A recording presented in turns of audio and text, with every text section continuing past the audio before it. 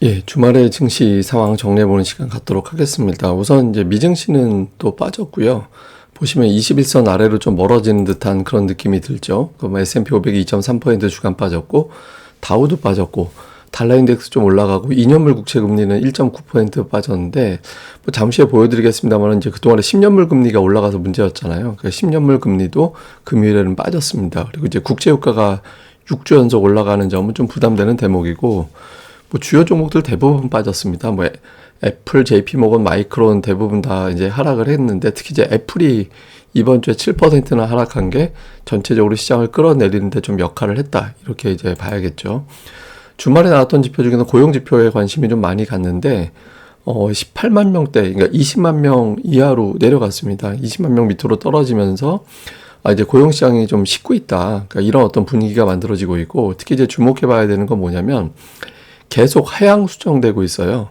그러니까 전달 발표된 수치를 조금 더 이제 수정하고 이렇게 되면서 지금 6개월 연속해서 전달 수치를 내리고 있거든요. 그러다 보니까 지금 두 달 연속해서 19만 명 이하까지 지금 내려가 있는 상태입니다. 현재 18만 7천 명으로 발표된 것도 아마 다음 달에는 18만 명 밑으로까지 수정될 가능성도 있는 거죠. 이래서 고용제 시장이 식었고, 이렇게 되면 인플레이션, 뭐 미국의 긴축 이런 것들이 다 이제 완만해질 거 아니냐, 이런 어떤 기대감이 있는 것 같습니다. 근데 이제 하나 조금 부정적으로 보는 사람들은 시간당 임금이 여전히 4.4% 전혀 내려가고 있지 않다. 그렇게 되면 임금이 올라가고 있다라는 거는 이 자체가 인플레이션 요인이기 때문에 금리 동결까지는 몰라도 금리 인하까지는 되게 오래 걸릴 수 있고, 또 상황에 따라서는 금리 한 번 더 올릴지도 몰라, 이런 경계감도 여전히 있습니다. 근데 전체적으로는 고용지표에 대해서는 좀 긍정적인 해석을 조금 더 많이 하는, 그러니까 20만 명 밑으로 떨어졌기 때문에 더 많이 하는 그런 분위기였습니다. 뭐 주요 지표들 보면 앞서 말씀드린 대로 2년물 국채 금리도 빠졌지만 특히 10년물이 올라가서 되게 부담이 됐거든요. 다음 주에 미국의 국채 발행이 대규모로 예정돼 있기 때문에 금리가 계속 올라갈지도 몰라, 이렇게 봤었는데 고용지표 딱 보고 나서 미국 금리 안 올릴 것 같다, 그러니까 이런 쪽에 힘이 실리면서 국채 금리가 뚝 떨어졌고, 또 이제 피치 관련된 이슈에 대해서도 너무 민감했던 것 같다, 이런 것들이 겹치면서 10년물 금리가 많이 빠졌고요. 반면에 이제 국채유가는 되게 열심히 올라가고 있죠. 이게 이제 지난번 고점 근처까지 다 왔거든요. 그러니까 1차 77달러가 되게 중요한 자리였고, 그 다음 레벨이 이제 이전 고점인데, 올 연고점인데 거의 근처까지 왔습니다. 만약에 이제 저걸 돌파하게 되면 이제는 90달러 얘기가 아니라 100달러 얘기가 나올 수도 있게 되거든요. 그래서 사우디가 이제 감산 연장한다라고 한 것 때문에 올라간 건데, 돌아오는 주에 좀 속도가 둔해지는지 여부, 특히 이제 휘발유 가격이 연중 최고치로 올라갔기 때문에 미국은 이 휘발유 가격이 더 예민하거든요. 이 부분이 좀 어떻게 돌아가는지, 근데 이제 사실은 뭐 에너지 비용이 미국 CPI에 차지하는 비중이 압도적인 건 아니기 때문에 이것 때문에 물가 올라간다, 이렇게 하긴 애매합니다만은, 어쨌든 유가 자체가 올라가는 거는 투자들에겐 좀 압박이 될 가능성도 있습니다. 반면에 이제 달러 인덱스는 좀 빠졌죠. 앞서 말씀드린 대로 그러니까 미국의 어떤 고용 지표를 보고 이번에 금리 인상 안 하겠구만, 이런 쪽에 이제 힘이 실리면서 달러 인덱스는 좀 빠졌고, 그래서 금리 빠지고 달러 인덱스 빠진 거는 우리 증시에는 좀 긍정적인 요인, 그나마 좀 긍정적인 요인으로 보면 될 것 같습니다. 자, 차트를 보면 애플이 깜짝 놀랄 정도의 주가 흐름이 나왔죠. 갭으로 떨어지고 그것도 음봉으로 더 밀어내리고, 51선에서 저 멀찌감치, 그러니까 21선도 안 깨던 종목인데 51선까지 멀어져 버렸어요. 이거 잠시 후에 또 설명드리겠습니다만은 시가총액 3조 달러 깨져버렸죠. 반면에 이제 아마존은 장중에 10% 이상 올라갔다가 종가로는 140달러 언저리까지 마감이 됐고, 테슬라는 2% 빠졌는데 이제 51선에서는 대롱대롱 버티면서 여기서 이제 지선을 좀 모색을 하는 그런 움직임이고요.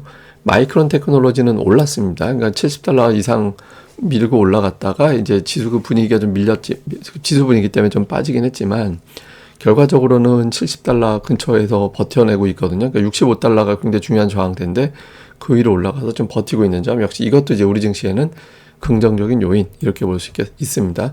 근데 아마존하고 이제 애플하고 가는 거는 증권사, 오늘 나왔던 증권사의 의견에서도 확 갈려요. 그러니까 아마존은 대부분 오늘 이제 증권사에서 목표 주가를 상향을 했거든요. 뭐 180달러, CT가 제일 보수적인데 여기도 이제 167달러 제시를 했고, 대체로 175에서 180달러 사이에 있잖아요. 근데 애플은 목표 주가가 그대로입니다. 그대로고 이제 낮춘 데도 있어요. 그러니까 모건 스탠리에서는 220달러에서 215달러로 낮췄거든요. 근데 목표 주가 변경이 없다는 건 어떤 의미냐면 한 번은 더 기다려보겠다. 일단 한번 기다려볼게. 근데 만약에 기다려봐서 비전 제시 없으면 그 다음에 내릴 거야. 이런 신호로도 볼 수 있거든요. 그래서 애플의 어떤 주가 흐름 상당히 향후에 이제 시황상 되게 중요한 변수가 될 것 같습니다. 자, 그리고 이제 또 하나. 인플레이션 관련된 데이터들이 투자들이 오늘 미증시가 빠졌던 건 뭐냐면 고용지표 가지고 인플레이션이 진정됐다 이렇게 단정할 정도는 사실 아니잖아요. 왜냐하면 시간당 임금이 올랐기 때문에 그러니까 비농업 일자리가 예상했던 것보다 낮게 나오긴 했지만 시간당 임금 때문에 다음 주에 나올 물가지표 봐야 되는 거 아닌가 이렇게 본 거거든요. 근데 지금 예상보다 그 인플레이션 나우캐스팅에 나오는 전망치가 더 높아요. 그러니까 시장에서는 전월 대비 0.3 정도 왔다 갔다 예상하고 있는데 나우캐스팅에서는 0.4까지 보고 있거든요. 그리고 CPI가 전년 대비로는 지난달에 3.0이었는데 여기상으로는 3.4까지 나오고 있습니다. 그러니까 이 수치가 뭐냐면 시장에서 각오하고 있는 상단이라고 보시면 돼요. 근데 이걸 만약에 넘게 된다면 금융시장이 좀 꼬일 수도 있습니다. 그래서 이번 주에 어떤 수치가 나오게 되는지 이거 좀 보자. 그러니까 이거 수치 나오기 전까지는 이제 고용지표 가지고는 안도를 못 하겠어. 그러니까 이런 분위기가 나오고 여기 또 애플까지 겹치면서 지금 빠진 거거든요. 그래서 이 인플레이션 지표 나오기 전까지는 이제 증시가 좀 방향 잡는다라는 느낌보다는 이게 맞아 저게 맞아 그러면서 이제 좀 왔다 갔다 하는 그런 흐름이 나올 가능성이 높다. 이렇게 보고 봐야 될 것 같습니다. 한국 관련된 지표 MSCI 한국 지수는 빠졌고요. 0.95%포인트, 95% 정도 빠졌고요. 야간 선물은 0.4% 가까이 빠졌습니다. 그래서 주초에 우리 증시는 약간 눌리는 요인으로 넘어오긴 했는데 앞서 말씀드렸던 환율과 금리가 빠지고 반도체가 올랐다라는 점에서는 요거보다는 조금 선전할 가능성은 좀 있는 것 같죠. 그리고 환율이 어쨌든 1309원에서 1304원으로 내려왔거든요. 그래서 이런 부분들은 조금 이제 수급, 외국인들 특히 선물을 개선시켜 줄 수 있는 여건이 좀 되기 때문에, 증시는 지금 보여지는 수치보다는 조금 양호하게 출발을 했다가 이제 그날 또 수치 보면서 등락이 좀 나올 가능성이 높다. 이렇게 보면 되겠습니다. 뭐 주요 이슈들을 좀 정리해 보면, 애플, 시가총액 1위 종목이 한 주에 7% 빠진다라는 거는 굉장한 하락 압박이거든요. 애플이 빠지는 거는 실적에 대한 우려도 있겠지만, 그 나스닥 100 리밸런싱 여파도 좀 일부 있지 않을까 이렇게도 보여지고요. 또 이제 공매도라든가 이런 어떤 풋 배팅 이런 것들하고도 좀 연결이 됐지 않았을까 싶거든요. 근데 어쨌든 애플은 2주 연속 빠지지도 않았고 올해 웬만해서는 그리고 이제 51선 밑으로 내려오는 거는 상상도 못하던 종목이었거든요. 그래서 돌아오는 주에 애플이 흘러내리는 모습이 나온다라면 시장에 굉장히 안 좋은 시그널이 될 수 있기 때문에 애플의 움직임을 좀 주목을 해봐야 될 것 같고요. 그 다음 이제 미국의 물가지표. 이번 주에 물가지표도 지표지만, 미국 그 재무부 국채 발행이 1,030억 달러 정도 예정이 돼 있거든요. 그러니까 이게 규모가 좀 큽니다. 그러니까 이게 3분기에 1조 달러 예정이 돼 있는데 그거의 10%가 다음 주에 발행이 돼요. 그래서 그거에 전후해서의 어떤 금리가 어떻게 돌아가는지 오늘같이 금리가 좀 내려가 주면 이제 괜찮다 이렇게 되는데 올라가면 앞으로 계속 국채 발행할 텐데 이렇게 이제 걱정하는 쪽으로 바뀔 수 있거든요. 그래서 금리가 좀 안정이 돼야 나스닥이 움직이고 우리 증시도 좀 안정이 될 수 있으니까.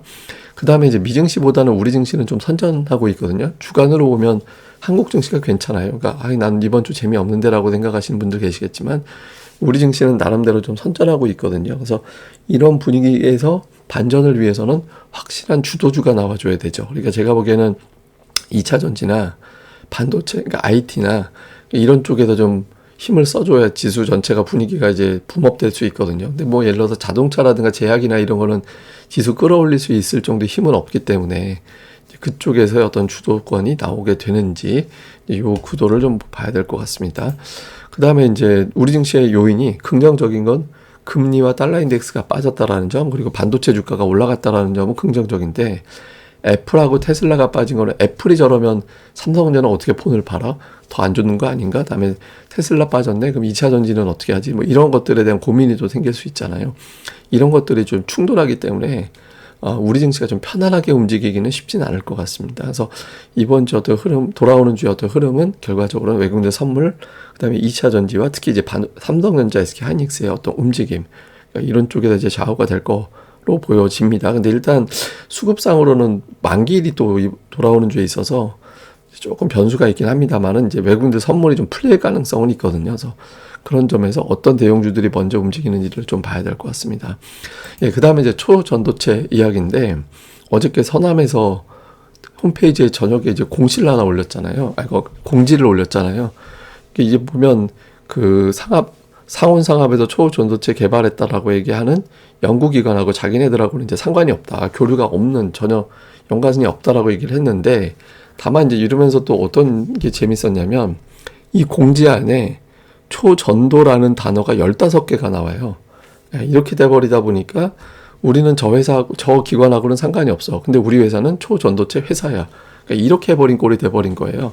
그러니까 해석하기 나름이 되어버린 거죠. 그리고 초전도체 이 기관에 대해서도 이게 이제 이번에 에켈99 이제 나온 거를 보면 완벽한 공중부양이 아니라 조금 한쪽이 붙어 있는 것 같은 느낌이 들잖아요. 이거 자체가 좀 논란이 돼버렸거든요. 이게 진짜 맞나 아니나.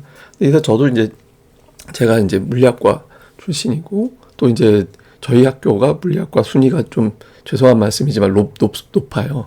예, 저희 학교 전국에 있는 물리학과 순위 중에 높은 학교라 저는 공부를 못했으니까 뭐 잘 모르지만 제 동기들이나 이제 뭐 학교에 있는 애들하고도 좀 얘기를 해봤는데 뭐 내용들이 그런 얘기 하더라고요. 그러니까 이거는 설령적인 완벽한 초전도체가 아니라 저항이 제로가 아닌 제로에 근접했다라고 하더라도 굉장한 획기적일 거다. 저게 이제 만약에 응용이 된다라면 이제 굉장히 특히 이제 반도체 같은 경우는 완전히 연구 자체를 뒤집어 버릴 수 있는 획기적인 결과가 맞을 거다. 만약에 저게 초전도체가 설령 아니다 하더라도 그러니까 이런 부분들은 이제 긍정적이죠. 근데 이제 약간 리스크는 뭐냐면 여기서 아직까지 이 재료, 예, 원재료에 대해서 이제 확실하게 이제 다 공급이 돼가지고 다 실험할 수 있는 그런 기반들을 만들어주지 못하고 있거든요. 그러니까 이것 때문에 지금 한 달 정도는 아마 계속 논란이 지속되겠죠. 어저께 이제 한 달 정도 되면 이제 기관들이 다 이제 어떻게 할 건지 이제 인정을 할 거다 이런 식 취지의 어떤 기사가 나온 것도 있었는데 한 달 정도까지는 아마 이거에 대한 논란은 지속될 것 같아요. 그래서 이제 우선 제가 말씀드리고 싶은 거는 초전도체가 아니다 하더라도 상업적 가치는 상당히 높을 가능성이 있다. 이게 팩트라면.